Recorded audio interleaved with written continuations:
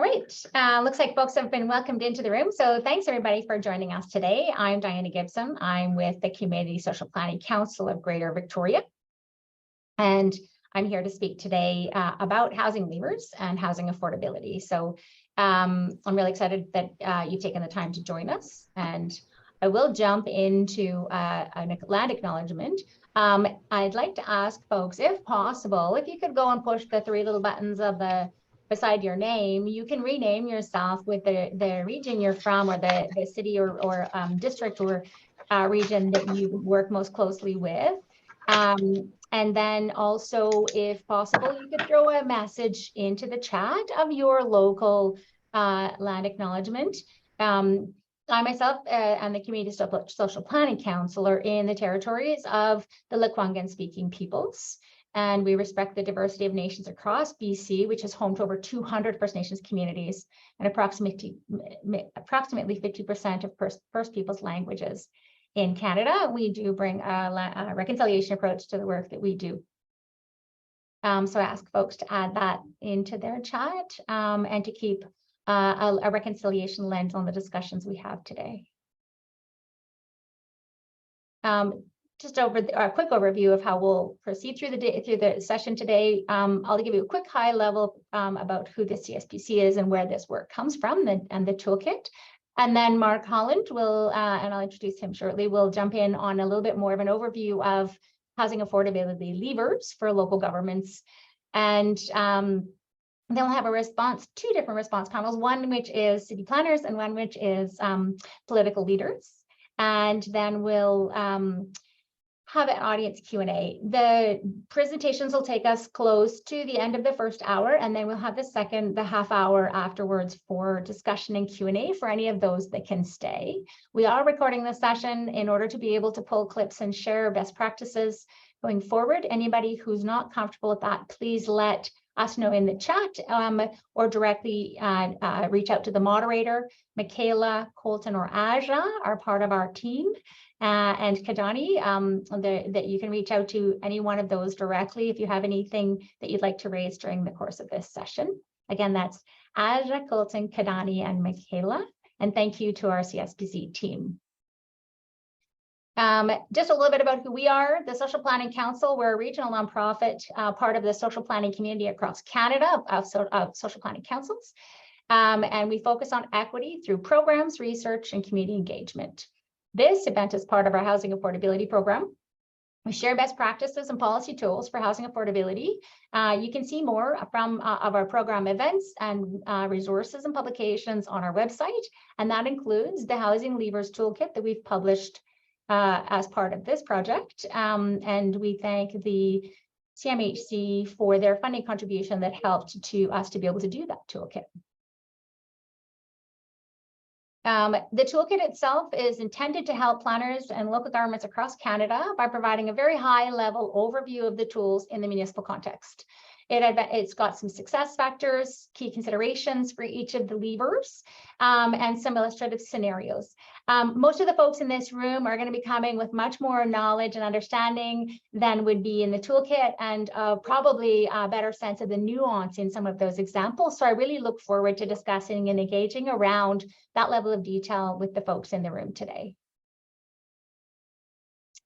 Just an overview of the levers. We've grouped them into three areas: zoning and development policies, tools for affordable housing protection and creation, and financial tools.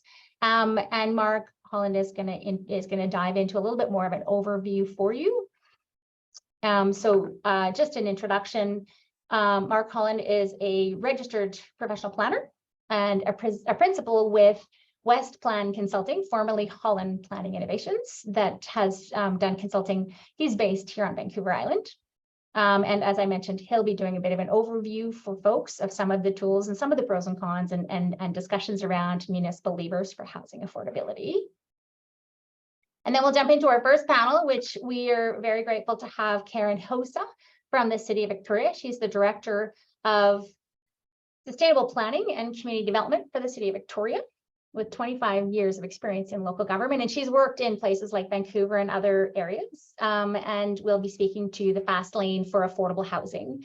We also have Keir Matthews-Hunter on this panel, who's a planner and from the city of Toronto, and we'll be speaking to rental housing demolition and conversion bylaw. And then we'll jump to political response. And we were really excited to have folks from across the country: Christine Boyle, City Councillor from Vancouver; Ashley Salvador, City of Edmonton; Sam Austin from Halifax, the Deputy Mayor of Halifax; and Zach DeVries from District of Saanich. And I'll, with no more time, jump into Mark Holland's presentation on the levers. Thank you.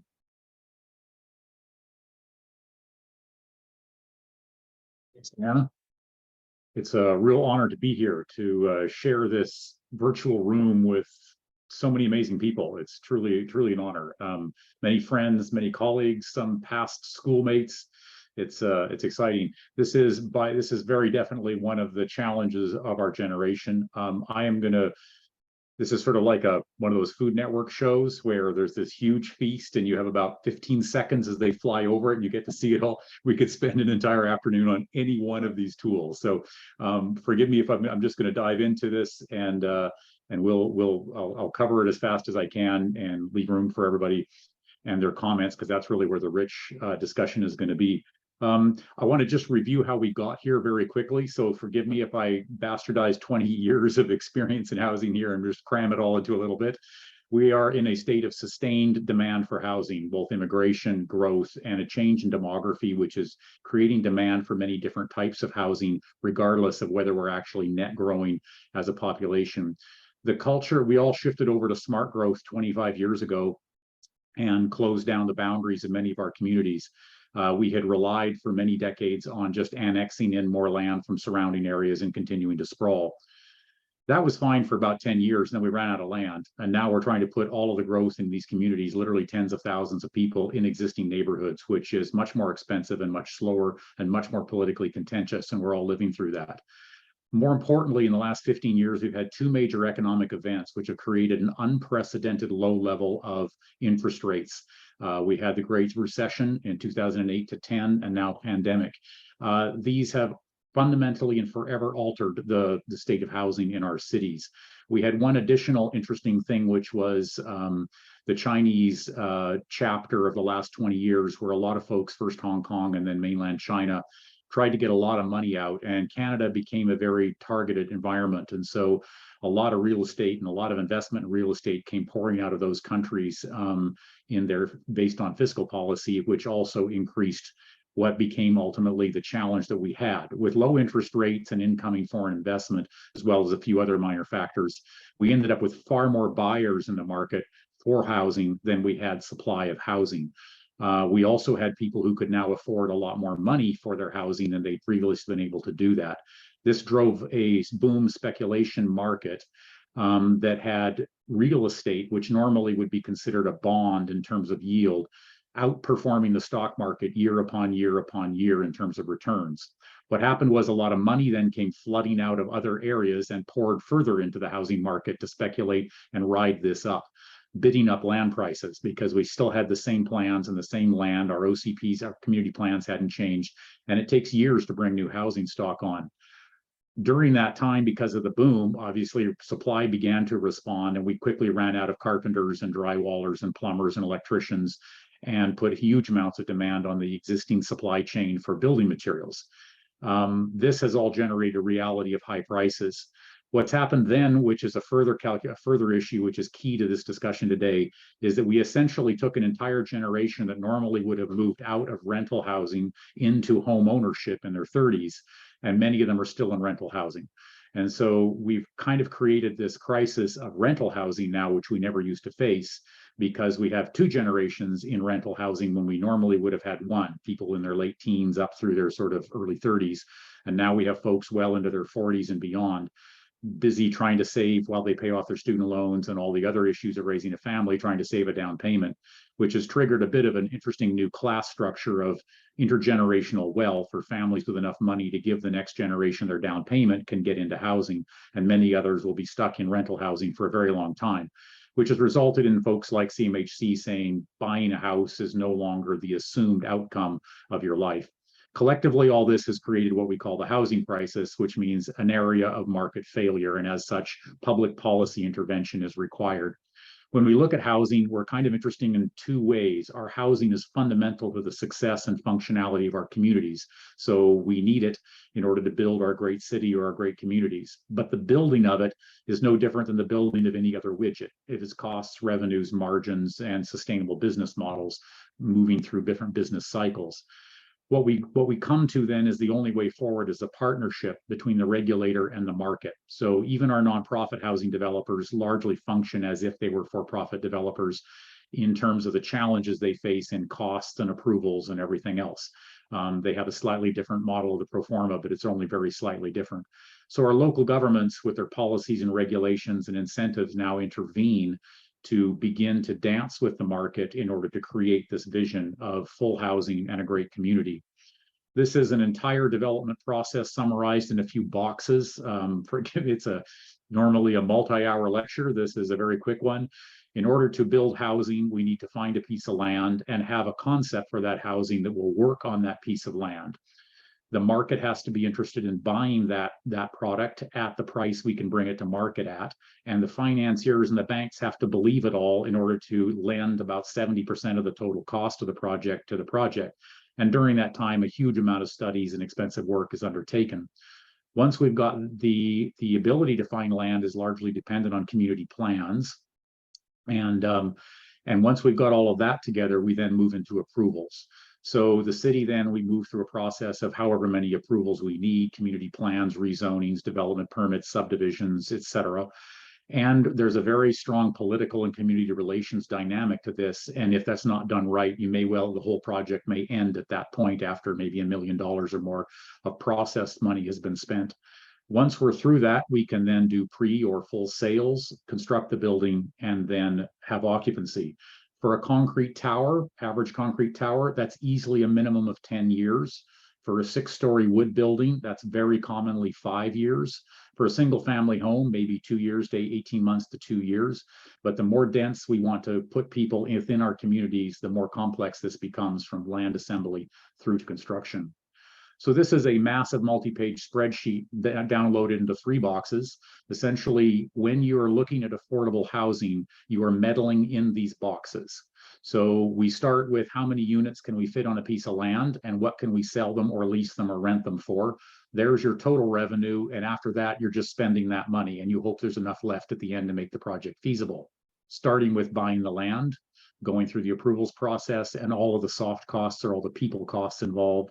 And then there's a lot of wood and concrete and gyprock and everything else to buy to build it, which are hard costs. Municipal fees vary quite dramatically from hundreds of thousands of dollars in a city like Vancouver to much less in smaller communities. And then we're going to borrow about 70% of the cost of the whole project from the bank, and they're going to charge us interest. So we have financing costs. When we're doing these, we essentially enter the profit margin as if it was a cost, because a minimum of 15% typically is required by a bank before they will lend all of your family's savings to us to build these buildings. So we kind of enter that in. And if all of the costs and the margin add up and the revenue is equal or greater, then we might have a project. If they don't, we don't have a project. The big discussion that's been occurring today in our lives is affordable housing versus new housing. We need to remember that the current buildings we build today are the most expensive buildings humans have ever built in human history at a spec level because of codes and requirements and standards and expectations. So new buildings are never affordable in the short term. New buildings are always affordable in the long term. So those fabulous flat 3- and 4-story walk-ups that we have in cities across Canada that were built in the 60s, those are all the cornerstone of our affordable housing today in our cities, but they weren't affordable when they were built. They were new and they were expensive. So you want to build as much housing as you can, regardless of its price point, because 60 years from now, that will be your affordable housing, or sooner, hopefully. If you want new housing to be affordable now, the government has to step in and go back to that pro forma and start inserting money and changes into the process in order to make that pro forma work. So the toolkit, now to turn to just a few discussions on the toolkit before we get into the larger group discussion, is organized into 3 sections. This is just the table of contents here. And they start sort of with zoning controls, essentially development policies, and then there's a range of financial tools, and then there's sort of tools for various other protection and the creation of different systems in that. We'll only have time today to just touch on a few, but this is a really great summary in the toolkit of what's there. I'll just mention a few of them. Inclusionary zoning is where the zoning permits a certain level of density of market units if a certain number of non-market units are brought with them. This is a really great tool to use. It needs to be used, however, in concert with other tools, because in the end, the profit margins have to remain the same for the bank in order to fund them. So we have to have the same outcome of dollars as if it was a market project. The non-market units, then that gap, either the prices, the money is moved on to the market units, so they have to go up in price, or we need to find some other mechanism to fill the gap so that those non-market units don't impact the prices. If we let them raise the prices, that's all fine and good for one project, but next year the assessment authority comes in and notices that all the units have sold for more, and they raise the cost of housing in the entire neighborhood. So the unintended consequence of inclusionary zoning, if it's not used with other incentives such as bonus density bonusing, and or that inclusionary zoning is set in regulations, can actually become quite have unexpected consequences. Streamlining development processes are a major topic across the country. Here in BC, the province has just spent $16 million through UBCM in the last 2 years, with municipalities across the country, across the entire province, working on how to streamline them. We see similar activities in other provinces. Nanaimo's got an expedited system, as well as many other municipalities do as well. Development fees and charges, they don't even cover the cost of processing, so we don't want to mess with these too much, but they can be significant in some cases. So if you can give some breaks in these for affordable housing projects, that begins to reduce the costs in the Proforma and allows us to bring down the price of the housing. This is a winner. It didn't used to be very effective in small communities, mainly only cities, and now everybody pretty much can use this. It is free for a city to add density to parcels of land in exchange for affordable housing outcomes. So this is one that communities need to use wherever they can in order to basically dance with the market to get affordable housing. This is another very important one. As we put more people into existing neighborhoods, we aren't building as big of buildings as we often are. We're trying to fit infill, and this missing middle discussion is raging across our whole country appropriately to figure out how to reinvent single-family neighborhoods. But so they may not be able to, as a small project, actually provide an affordable unit, but they can provide some money. And if you can pool that money, then you begin to become a player in the housing market, particularly if you work at a regional level. You can buy land, you can build buildings, and you can leverage lots of other funds. This then leads to sort of land acquisition and housing and other contributions and funds. These require a bit of capacity within the organization of planners and or financial tools to do this, but this is a really key role where the municipality starts to play a much more active role in the marketplace, acquiring buildings and acquiring land and moving it forward. So my last couple of comments. This is your quick cheat takeaway toolkit. These are the freebies. These ones are completely free to you and possibly some of the most important ones to use. Increase the capacity of your community plans. Here in BC, we call them official community plans. Put in 30 to 50 years of capacity in that plan, and then pre-zone as much land as you can so that developers are not fighting over land to try and get the few places where they are allowed basically to develop more intensity. You do that, and it completely changes the whole approvals process. And more importantly, the plans stay intact rather than us constantly replanning our city lot by lot.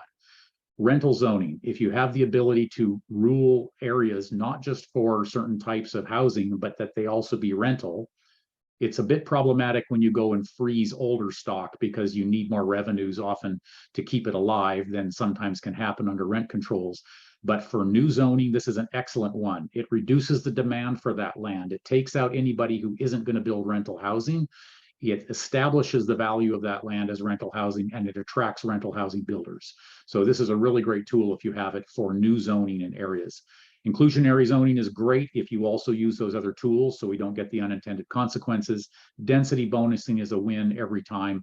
And affordable housing fund reserves also free to set up, but can have a very long-term ability to begin to partner and move some projects around.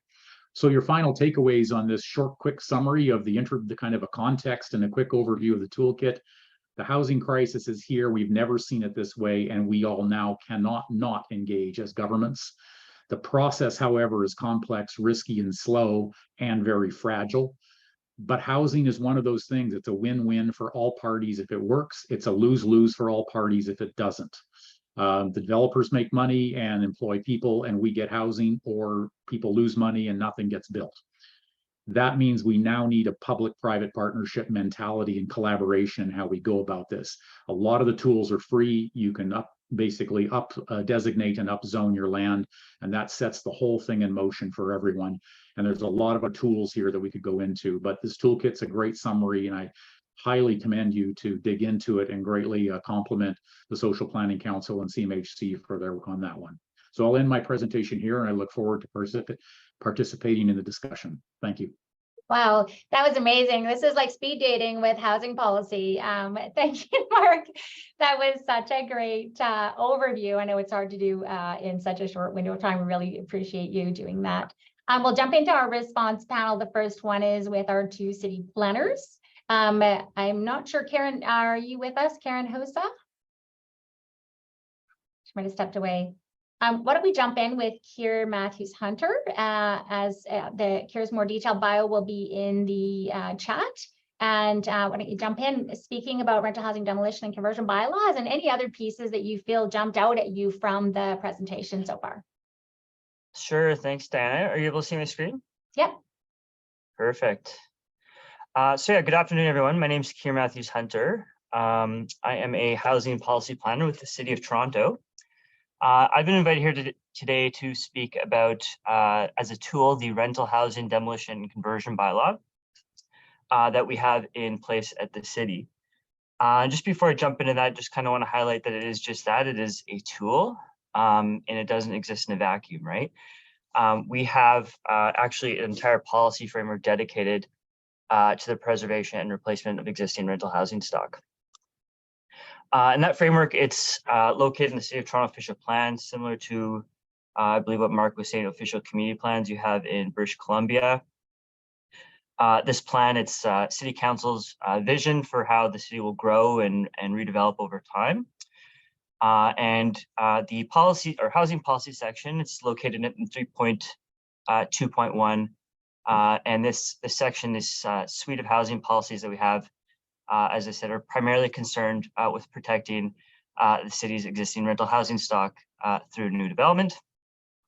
And the sort of underpinnings of this policy framework is from the recognition that the vast majority of new housing supply that we're seeing, not just in Toronto but across the country, particularly in the larger cities, are in the form of new high-rise condominium buildings, and that we are producing very, very little new dedicated purpose-built rental housing stock. So the idea is to, as long as we're not creating large volumes of rental housing, to preserve what we already have. Otherwise, new gains will only be offset by losses. So of key importance in terms of this rental housing demolition conversion framework is what is called Policy 6 or 3.2.16 in our official plan. This policy says that new development that would result in the loss of 6 or more rental housing units will not be approved unless all of the existing rental units are replaced one for one in terms of quantity, size, and type, and are replaced with similar rents to those in effect at the time of application for a period of at least 10 years. And the policy also requires the owner to develop an acceptable tenant relocation assistance plan that addresses the right to return to one of the replacement units at similar rents to what they were previously paying, the provision of alternative accommodation, similar rents, and other assistance to mitigate hardship. The city's official plan, it was initially adopted in 2002, but it was subsequently appealed in its entirety to the Province of Ontario's quasi-judicial land planning tribunal, known as the Ontario Land Tribunal. And the housing policies didn't come in force in effect till October 2006. So this policy has been in effect since then.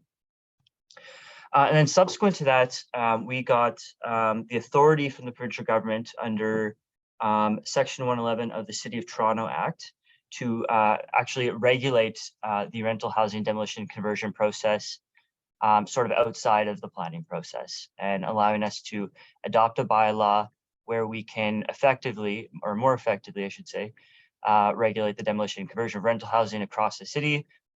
And we do this by requiring anyone who proposes to demolish at least one rental unit on any site having 6 or more dwelling units to apply to the city for a permit. And then it is through that, the issuance of that permit, that we're able to establish and apply conditions concerning replacement rental housing and that tenant assistance that I previously spoke about. So again, a tool to effectively implement those policies in our official plan. And one kind of important key tenet of this bylaw is that it's not appealable, because it's not under our Provincial Planning Act. So whereas our planning applications, they can be appealed, and the applicability of policies can be debated, City Council has final say on this bylaw. So this bylaw, yeah, it's been in effect since July 2007. So we have about 16 years of experience implementing it. Just showing you a graph with some data, kind of showing you the number of applications that have been submitted and approved under this bylaw since it was in effect. And you can kind of see we've seen an upward trend that really, really sort of correlates with sort of development activity in the city, kind of on a wider scale. And when this bylaw was, first implemented, sort of a lot of the key sort of applications that we had were sort of, either preventing the conversion of rental apartment buildings to condominiums, or if it involved rental housing demolition and replacement, it was often, a small low-rise apartment building or sort of an assembly of houses. And so that has sort of evolved, and we've now come to a point where we're actually seeing applications proposing to outright demolish high-rise apartment buildings. So this tool, so to speak, has been, and our policies to that end have been more important than ever before. And you can also just see in this graph also showing sort of the number of rental units that have been private rental units approved for demolition replacement. Again, seeing that upward trend over time, and also the vast majority of those units that have been demolished have been approved for replacement. And so when we see these applications, they go to council. We do ask applicants to submit floor plans of replacement rental units. So we actually get really into the fine grained aspect of that. We review those plans. So just showing you an example of where we locate these units. They're often located in the first few floors of a building, and we make sure. Sorry to cut you off. You've got a minute left. Okay, thank you. Thanks for that. So just showing you how we kind of locate them in the building and ensure they're contiguous so that we can protect them when the remaining of the building is condominiumized. And then I'd also just had a slide here about kind of what we have standard practices for tenant relocation assistance, but in the interest of time, I'll just pass it on. So thank you very much, everyone. Great, thank you so much. It's nice to start to dig into some of the more detailed sides of some of these tools. So thank you so much for that time. We're going to jump to Karen Husa from City of Victoria. And just FYI for folks, we can share PowerPoint information. We'll check with speakers, and I'm sure we can share that through the CSPC website and to the meeting list after the meeting. Karen, do you want to jump in? Thank you, and my apologies for falling off the call. My computer just died, so thank goodness I had some help here. But good afternoon, everybody. My name is Karen Husa. I am the Director of Planning for the City of Victoria. So the city, we've been working on many initiatives across the housing continuum. Yes, and I'll rely on you to stay on that slide to start with. But today I'm going to focus on an example of an initiative that Victoria has undertaken to support affordable housing. It's called the Rapid Deployment of Affordable Housing, which is not the catchiest term, but it does some good stuff. It's one of several policy moves that has been identified in the city's housing strategy with the objective of helping close the supply gap and making homes more affordable or attainable for people in the city. So recognizing both the need for and the challenges associated with providing affordability, the city has been looking at ways to assist nonprofit housing providers get through the approval process faster. One of the key challenges is that funding is typically dependent on having zoned land at the right density ready to go. And yet, to achieve the density needed to support affordable housing projects, they most need to go through a rezoning, which can be a fairly onerous process, can take quite a long time, has a lot of steps, is costly, etc. So to address this, we identified an opportunity which would allow affordable housing projects, as well as cooperative housing, to bypass the rezoning process and move directly to a more streamlined development permit process. This new approach and the regulatory updates were approved by Council last spring. So going on to the next page. Sorry, just in Victoria, in most zones, there is a gap between the zoning that is in place and what the official community plan anticipates. So through this new process, qualifying affordable housing projects can build beyond the zoning up to the maximum density contemplated in the official community plan without a rezoning. So we're really just taking advantage of that gap that we have because our OCP and our zoning have not become aligned yet. So it's a bit opportunistic, won't work for everybody, but it's something that we can offer. So to qualify, applications must be consistent with design guidelines. The project must meet the definition of affordable housing, which means that it must be owned and operated by a nonprofit housing society or government agency or a similar partnership with a private owner. And the affordability and rental tenure must be secured through a legal agreement. So if the project meets those criteria, no rezoning is required. Development permits with or without variances are delegated to staff for review and approval, and no public hearing is required.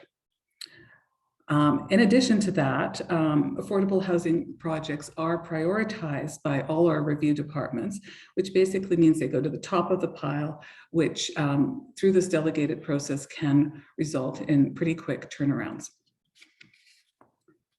Next slide.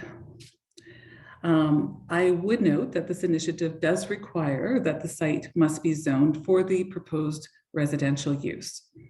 So what that means is if the project is proposing an apartment building, which is the form that affordable housing typically takes, the existing zone would require that multiple dwelling is permitted use.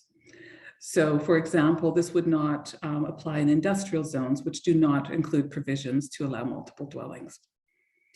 So as I noted, it's recognized that the process isn't a fit for all affordable housing providers, but it is actually a really good piece of the puzzle.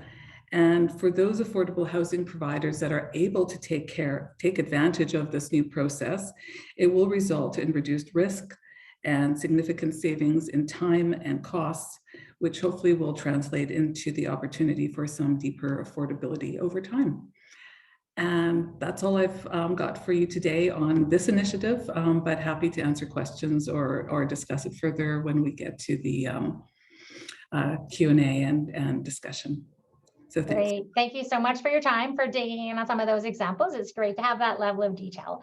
We'll jump now to the political response panel. And we've got, I think we've got everybody in the room that's participating on this panel, and perhaps we'll start with Ashley Salvador from Edmonton. Sure. Thanks so much. Really pleased to be here with all of you today. And I'm joining you from Treaty 6 territory, Mishkwichi, Waskahagan, also known as Edmonton. And yeah, I really enjoyed reading through the toolkit myself, and I think it's going to be a fantastic resource for leaders and city builders across the country. So I noticed one of the tools that was pointed out in the toolkit for Edmonton was around the incentivization of secondary suites, garden suites. So I thought I'd just briefly touch on that and share Edmonton's experience. But I'm going to do it in a way that centers that conversation and some of the broader moves that the city of Edmonton has been making to really open up and liberalize our approach to zoning. And of course, that is, as was mentioned earlier, one of the sort of free opportunities and levers that municipalities have to really open the door to more diverse types of housing and affordable housing within our municipalities. So I would say for the last 15 or so years, the city of Edmonton has really been pushing to increase the types of infill housing that we're seeing within our city. Classic Prairie City, we have experienced that outward sprawling growth that was described earlier, and well, the city's balance book is feeling it. And we've been trying to orient ourselves towards how do we add density within existing mature neighborhoods, and with the goal of creating 15-minute walkable neighborhoods with diverse housing options for Edmontonians, because right now your options are in most cases limited to a single family ownership style of dwelling. Now, we started with fairly incremental changes. So allowing, instead of just a single family home, you're allowed to have a single family home plus a secondary basement suite. We opened that up to allowing garden suites, also known as laneway homes, just on corner lots. Realized that was still too restrictive. Opened that up so that you're now allowed to have both a basement suite and garden suite on essentially every residential lot, low density residential lot within the city of Edmonton. And these types of changes were made in an incremental manner, but it really starts to add up. You know, we're at the point now where we've eliminated parking minimums. We were one of the first major Canadian municipalities to do so. We eliminated single family only zoning. So you can have multiple dwellings on every residential lot. And right now, we're undertaking a massive project called zoning bylaw renewal. So we are redoing our entire official plan. And through that, again, we are trying to create additional flexibility, simplicity as well. Our zoning bylaw has gotten quite unruly and hard to navigate. A lot of prescriptive regulations have been in place, which of course adds cost, adds time to projects, and artificially reduces supply.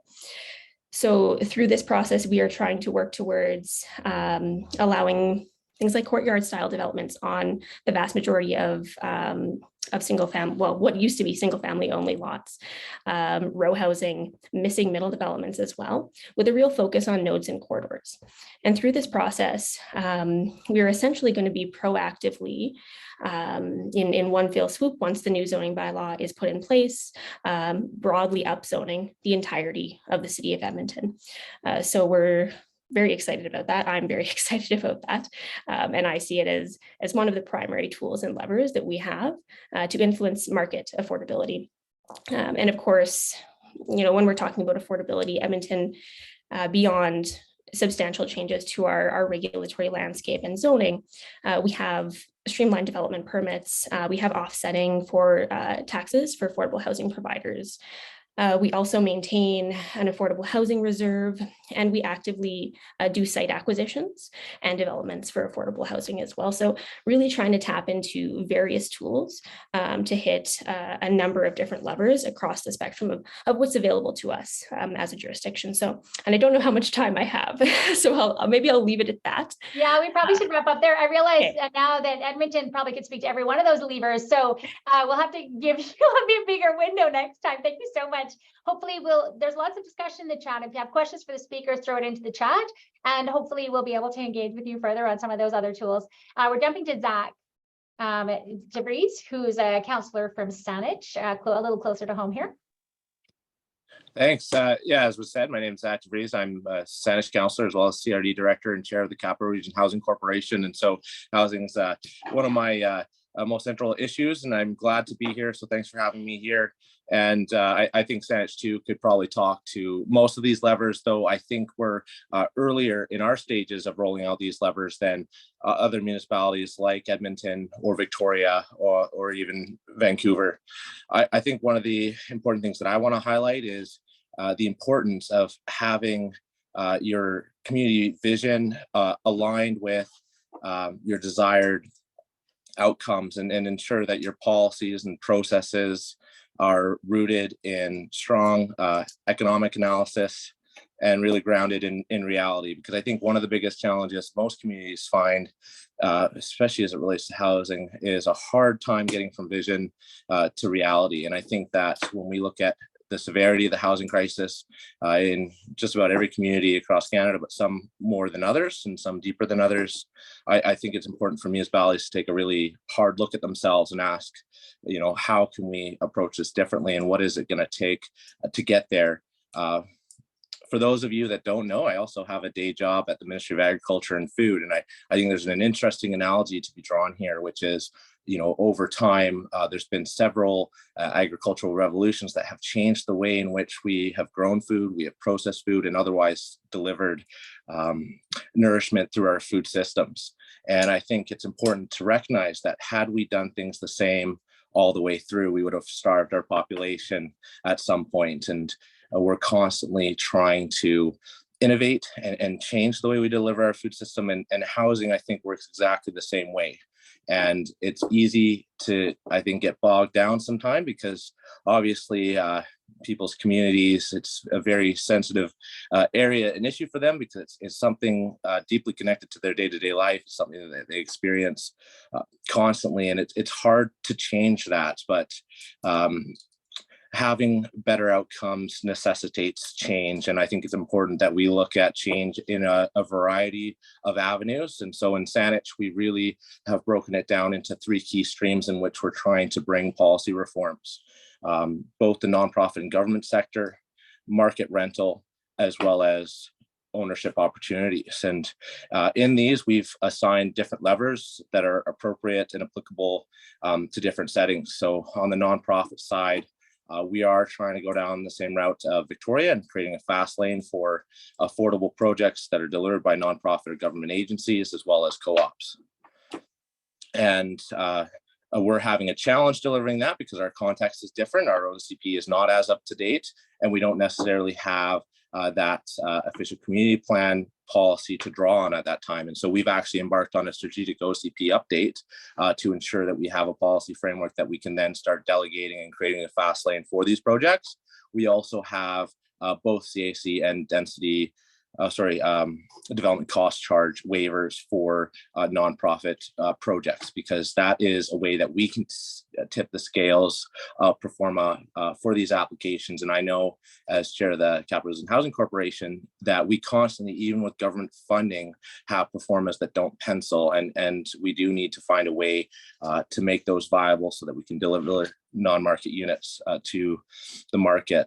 On the other side, rental, we've done a lot of different work, whether it's supporting density bonusing, or it's waiving community amenity contributions, or others to otherwise incentivize market rental, as we know that's in dire need, and it's one that until very recently we haven't seen delivered in the market. So we've put these incentives in place to give them the edge. The other is ownership. Home ownership remains an important source of long-term financial sustainability for families and individuals, and also it is something that is important because typically owners do have higher income, and if they're shut out of the ownership market, they do put enormous pressure on the rental market, which is a very competitive place and comes at the expense of people with lower incomes, because those residents with higher incomes will outcompete them every single time, and that's a real challenge that we don't want to address. And so with that, we kind of have the recognition that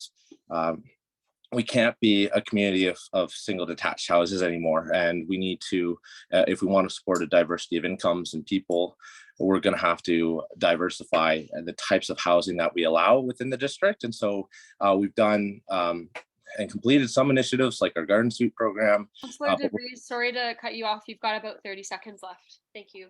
Great. Yeah, I'll just wrap that up by mentioning that we've completed our edition of Garden Suites and are actually embarking on a missing middle program, which we've called a neighborhood home study, looking at diversifying the options all throughout the urban containment boundary. But we've also moved away from local area plans, which is a more defunct form of urban planning, to a center village and corridor plan approach to really focus on the areas that will experience change and ensure that the densities and heights and other considerations that we allow are aligned with an economic reality. Because at the end of the day, if your policies aren't rooted in economic reality and true costs, you won't have projects, you just have imaginary housing. And so we want to deliver on these 3 streams because we need housing in all of these categories. And I think thanks. Thanks so much, Zach. I like that we've ended on the, if you don't get it right, you got imaginary housing. So it's a really succinct way of summing up with the cost of getting it wrong. Thanks. We'll jump to Christine Boyle from City of Vancouver. Thank you, Diana. Thanks so much to the council for inviting me. I have taken a ton of notes, and so I'm going to do my best to understand my own notes in getting to speak. I'm joining you from the unceded territories of the Musqueam, Squamish, and Tsleil-Waututh, and that is a big part of how we partly a big part of how we do planning, and should be an increasing part of how we do housing planning and have these conversations in the city of Vancouver and beyond. I just wanted to start by saying that the toolkit is excellent. I'm so excited to have it out there. I really appreciate the work that's been done, and Mark's succinct summary of it was very helpful too. So grateful for all of that.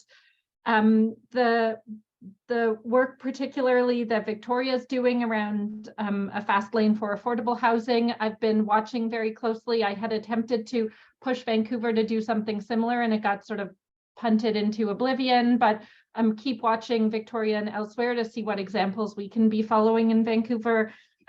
Similarly, I got very nerdy excited about Edmonton's work on parking, and excited to see how we can all try to catch up to Edmonton on that good leadership piece.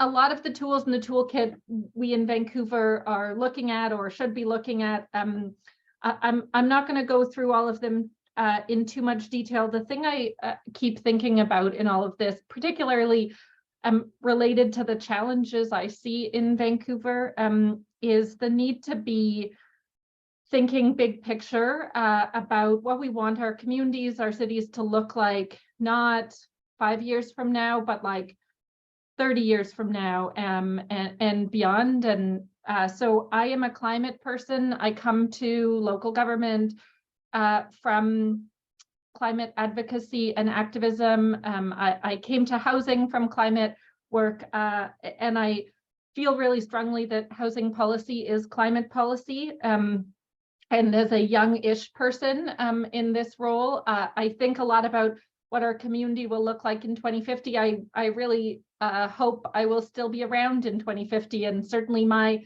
young kids will be, well, I hope living here if we haven't long priced them out of the city.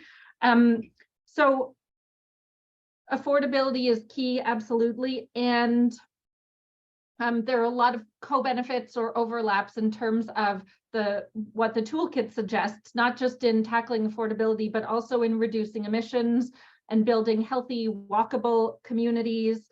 I think, we think a lot about the need for more housing. I don't think we have even begun to grapple with the housing that we're going to need when we see more and more climate migrants and refugees moving to Canada, and particularly larger urban centers. So the need to be doing all of this is both clear, and I think will become even more terrifyingly clear. So making it, nobody's ever going to invite me over for dinner. I'm being a bit too depressing here, but just to say all of this work, as you all know, is so important. So back in 2019, the City of Vancouver passed a very ambitious and comprehensive climate emergency action plan, and it actually was the first time in Vancouver, and as far as I know, in Canada, where we have been looking at land use and zoning as part of our climate plan, not as a separate report that a separate department looks at. I think that was a critical move for us in beginning to better understand the intersections of these issues and be planning in a more holistic way. We also put a lot of effort into a citywide plan. Vancouver actually doesn't have an official community plan yet, but we are slowly chugging along to get there, including through this comprehensive Vancouver plan process that we went through. It includes multiplexes. It includes quite a bit more mid-level and larger scale density in neighborhoods. I continue to push that we need to go further than just multiplexes in Vancouver. We're going to be needing to add a lot more mid-level apartments, and that gets to the affordability piece as well. But still, I always kind of sit in this balance of like, my job is to push that Vancouver isn't doing enough and we should keep doing more. And we need to, because the housing crisis here is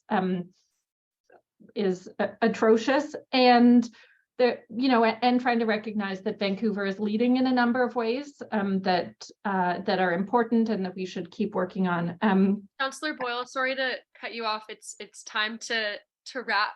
Great. I'm going to add one last thing, which is I just want to plug that folks check out the Renovate the Public Hearing effort that's happening through Simon Fraser University. Another really good piece of work in streamlining and speeding up getting the housing we need built.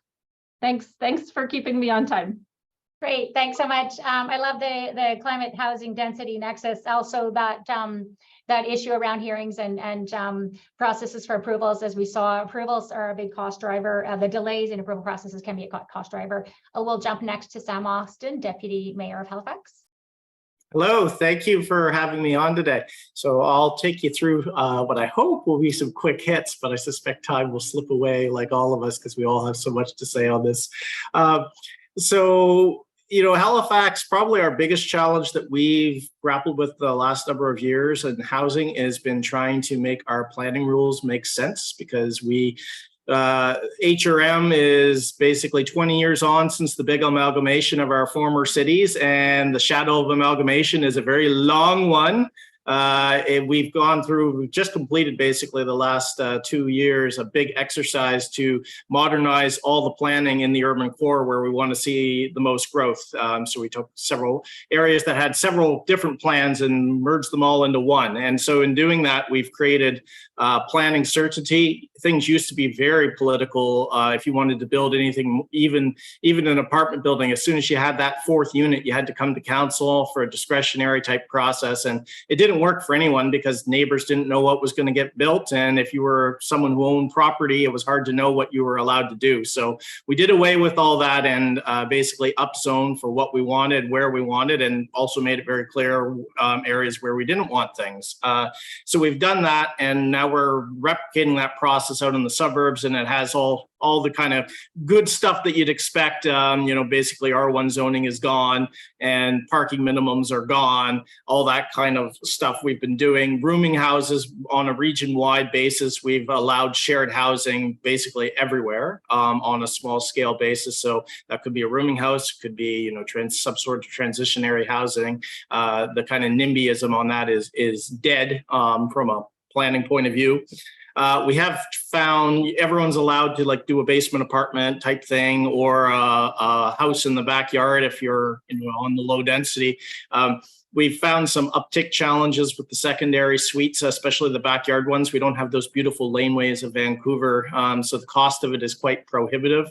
And so we're trying to work on that and trying to draw some inspiration from Kelowna on a design competition to try and make a cookie cutter type, secondary suite that would be just lickety split through our planning process. We don't have a fast lane per se for affordable housing, but unofficially we do. I know our planning staff, they unofficially prioritize things, but I would love to have that more official, as Vancouver is doing. We had, as part of our modernized planning, we collect money from new development that goes into a housing fund, of which 60% is going out to affordable housing projects. So that's kind of new for us. The municipality has never had a dedicated pot of money. We do give regular grants, grants in lieu of taxes. Basically, if you're affordable housing, we'll forgive, depending on what level of affordable housing you're providing, we'll forgive chunks of taxes off of it, potentially right up to 100% if you're providing deep affordability. We forgive a lot of fees, so like permitting, construction fees, those sorts of things. Two of the ones that are kind of, that I've heard from folks in our community that are still problematic, we collect money at the point of sale of property, a deed transfer tax. and we don't forgive that one. And that's one that I think as a municipality, we need to think about, well, we probably need a grant program there as well, because we're seeing more interest in people buying some of our older buildings and fixing them up as affordable housing rather than doing new construction. And if you're trading several $1 million for an old 1970s building, that can chew up a chunk of change.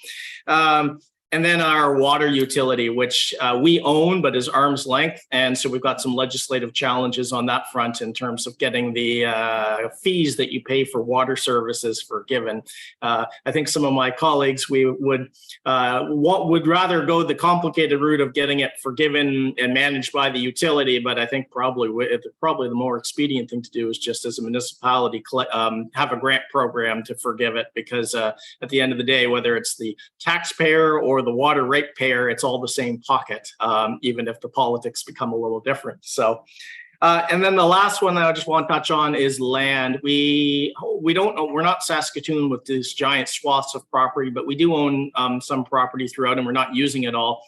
And we've gone through a big exercise of we created an affordable housing category for our surplus property, and the goal is to actually deliver a lot of property out to nonprofits directly that they can then build on. I was out yesterday, I did a tour of a property that we sold for $1 to the Affordable Housing Association of Nova Scotia and the district next to mine in Dartmouth North. And they've just got the first families have moved in. It's townhouses style development that's super energy efficient as well. And they built it out of just modular type, almost like Lego blocks, just assembling together.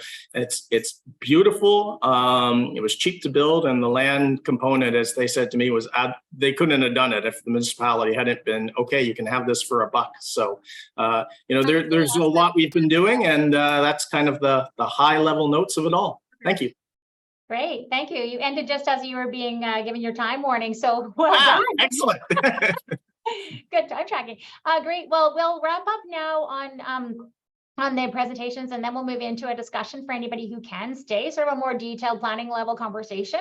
And I want to take this time to thank all of our presenters for taking the time to come in today and give the thought and contributions that you have for this important conversation. It's really exciting to have this cross-country conversation and to have, we all know that this is a national scale challenge, but it's really nice to come together at the national level to really share resources and experiences and collaborate just around the ideas. So thank you so much for taking your time. It's been a fantastic group in the room as well. Really great conversation in the discussion. So I encourage folks to stay on. We will be sharing with everybody an email with links where you can access the recording and some of the additional detail in PowerPoints. And we'll also have a place where you can sign up to be part of a regular mailing list for this project, so that as we continue to pull links or share best practices or record webinars, we'll share those out with you and continue hopefully to engage around this toolkit on an ongoing basis. So please do check the link when it comes in your email, sign up to stay engaged. So I want to thank, I know some of our council members can't stay on, so I want to thank you very much for taking the time today. It's been a really great conversation, and we'll move over into a discussion. So thank you so much, everyone.